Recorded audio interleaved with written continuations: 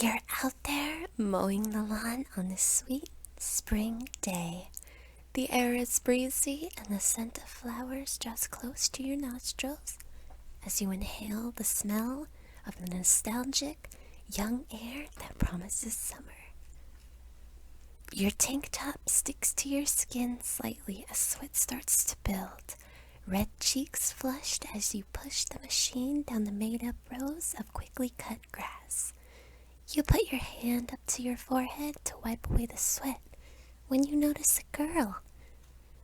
Flowing hair decorates her shoulders, a light pink cardigan that splits in the middle to show off a belly button piercing that sparkles in the sunlight, slightly waves in the delicate wind.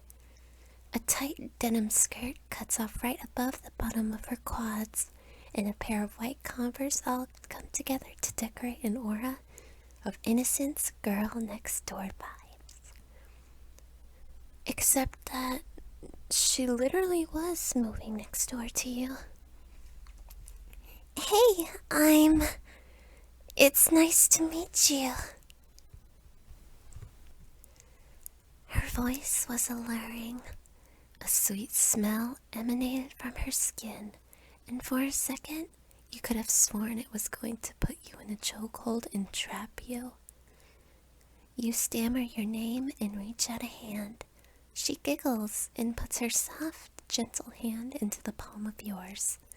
You blush again and note how cute her eyes look when they're lit up at the sight of your flushed skin. Such nice weather we're experiencing. I believe I read that tonight will be a waning crescent, which, in my opinion, is the most spectacular of every moon cycle. How about you? Are you one of the full moon lovers, like some people I'm familiar with? Or are you perhaps not a fan of astronomy? You stare up at the sun, mistaking it for the moon for a second, before looking back at her and noticing she hasn't squinted her eyes once while glancing up at the sky occasionally, as if the bright rays don't harm her. Slowly, you shake your head, then nod, then shake your head again. So you're not, I take it? Again, you nod. She stretches both arms above her head. Well, I'll see you later then. I've gotta go finish moving. Help my dad move furniture, you know? You nod again, and you two exchange waves. You watch her go, the little jump in her stance as she walks away is so cute to you. Later, you sit on the sofa in your living room with your legs spread, soft gray shorts barely showing both knees. You look outside the window to see your new neighbor walking along the sidewalk, taking in the scenery of the new neighborhood around her. You look away. A few seconds later, you look up, and there she is, making eye contact with you. You hesitate to blink, but when you do, she's gone in a second. You wonder how she could have left so quickly. It's nighttime now, and the owls in the large tree hoot loudly to decorate your empty ears against the nostalgic white noise of the million-year-old fan running. It felt weird, you thought, and your mind ran rampant with how exactly the girl next door could have possibly switched from there to not there in the span of a second. You crane your neck up to your open window, wondering when it somehow managed to open itself. The cool night air breezed its way into your room, and upon inspection, you notice that there she was, standing atop a light post, holding the previously hooting owl in her arms like a child would a teddy bear.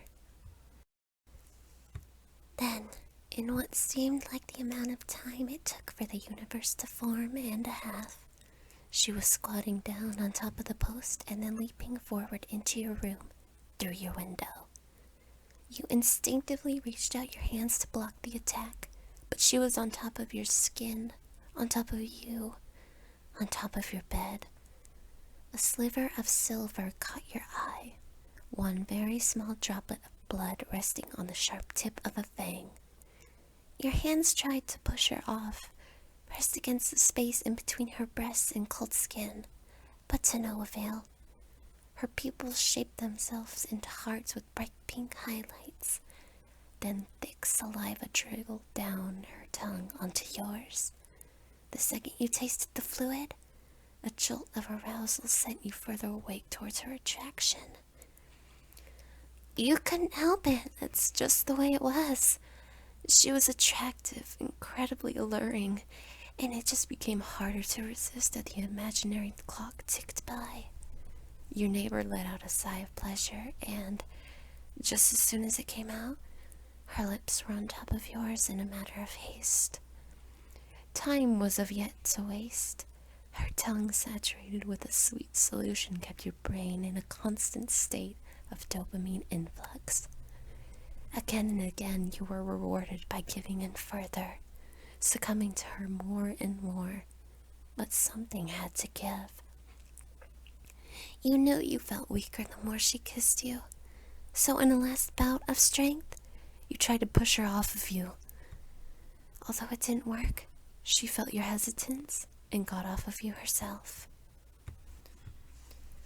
Her forearm wiped the spit off of the corners of her mouth. "I can tell you're struggling," she said ever so delicately and quiet. "So why not just take the easy way out? Give in." You couldn't do that to yourself. You asked her who, no, what was she? What is she? "I'm a succubus pumpkin. I take your life force from the fluids inside of your body. Normally I have to extract them during adults' activities, but you're overflowing with life force in every part of your body. And you know what I want the most?" She slowly took steps towards you, successfully pinning you against your bedroom door. "Your blood."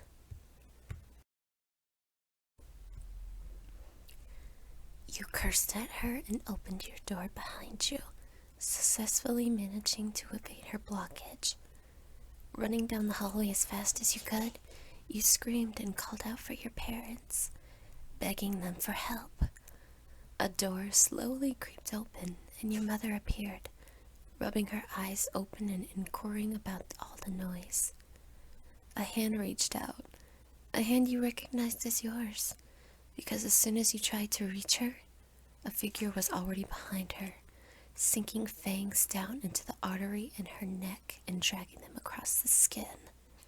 You saw the blood spurt out of the large exposed plane of skin where muscle that once hid underneath was now visible, surfaced with multiple streams of red liquid that flowed down onto your mother's torso. You stood there, hands still outreached, mouth open but without a sound to come out. "I'm a vampire too." "Not that I was particularly trying to kill her, but..." The vampire turned your mother's cheek to face her. "You and I have to be kept a secret. What do you think is going to happen if the government finds out about me? I'll be taken away from you, and then I'll die because I can't feed on any life force." The light from your mother's eyes vanished slowly, and when once gone, she fell face flat onto the ground, the blood from her injuries blanketing her body from underneath. "Oh, damn!" You clasped a hand onto the girl's mouth, then in response to her kicking and flailing, you successfully managed to drag her backwards, then back up the stairs into your room and on your bed. She held your stare with wide, surprised eyes, along with a smirk that had you wondering if she had any other intentions. "So, did you make up your mind? You gonna side with me or not? Not that you really have a choice, 'cause if you say no, I'll just kill your dick." "What the hell was that for?" You had slapped her across the face, then gripped both hands on her throat. "You can't choke me, fool. I'm immortal as long as I have human bodies to feed on, so get your hands off of me!" With every syllable she spoke, Her body gains some invisible bot of stored energy that she used to dig her sharp nails into you and throw you off of her, back against your bed. As soon as she sent you falling down, she mounted your hips and stuck her mouth right up against your ear, whispering, "I'm just gonna take a little, okay?" It seemed as if her succubus charms were starting to kick in, because you couldn't dare fight against her as she leaned back, cradling your forearm and then using your hand to stroke her cheek. She smiled, her fangs sticking out. Cute. Then she bit down, and your body fell weak, but in a good way. Endorphins flooded your system to protect you from the pain of her mouth, and really, all you could feel was a tender pleasure humming through every part of you. She spent a few minutes sucking, then when she was at a state she deemed to be satiated, her tongue gently lapped up the few remaining droplets of blood that spilled out of the 2 slits her fangs made. Sensational. The girl took one look at your flushed state of bliss and stated, "You're all comfy like that because of my succubus powers. I'm half succubus, half vampire, so in order to get the maximum amount of life force, I use blood, not human nut. Full-blooded succubi need life force at a higher level, but not me. Vampires need blood, and I need life force, which we might as well very call blood, so look at that. The vertex meets right there in the middle. How handy-dandy is that? Anyways, I'm done, so maybe we should start going, yeah? Leave your dad to wake up and find your mom in her room, dead." You felt tears start to sink your eyes. The realization of your dead mom slowly starting to come back to light and sink into you. "Well, either you can stay here and have every human think of you as the killer, or we can run away together, start a new life, and you won't ever be convicted." At her words, you stared down at the ground, fists balling up. "Yeah," she starts. "It's my fault, I know. But that's just too bad. What isn't my fault is how much life force you're made up of. I'll never get a chance at another human like you.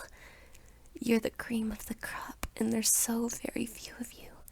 So very far in between. So, choose. Come with me and live, or stay with your dad and die. Choose." Hesitating for a moment, you take her hand in yours.